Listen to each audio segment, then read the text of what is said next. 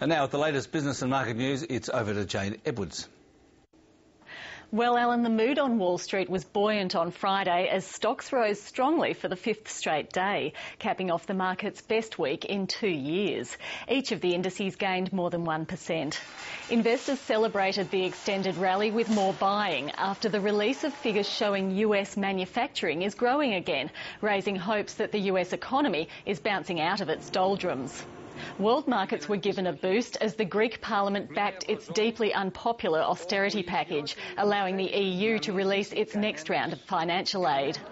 US markets are closed tomorrow for the July 4th holiday, and some analysts are warning of a pullback when trade resumes, especially if Friday's job numbers are disappointing.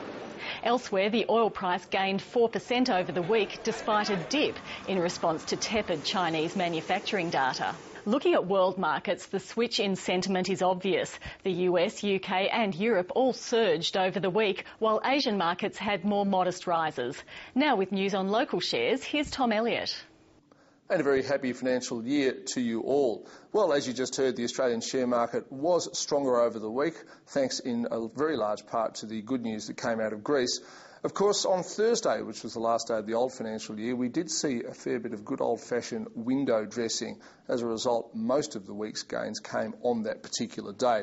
It wasn't good news for all shares, however. IAG, Insurance Australia Group, they were down after a rumour emerged early in the week of a dispute between it and former parent NRMA. In an example of corporate schadenfreude, its biggest competitor QBE saw its shares rise strongly over the past few days. The oil price was up. This is, of course, bad news for motorists, but good news if you're a shareholder in any one of Woodside, Santos or Oil Search, all of whose share prices went up strongly. Foster's shares were pretty much flat on the week, down just a cent. Look, no new news has come out about the company, but it does suggest that some of the excitement over the takeover bid from SAB Miller is starting to evaporate in the market. Ferros shares up very strongly, up 44% over the week. This is because fellow iron ore miner Atlas Group decided to counterbid Wanam from Hong Kong's bid. Atlas Group shares also stronger over the week as investors gave the thumbs up to the deal. Paperlink shares up very strongly. Now, the company does have most of its operations in Europe. As a result, it benefits from the reduction of risks associated with the Greek economy. However, late in the week, the company announced an imminent restructure of its internal operations. Maybe this has something to do with the share price rise.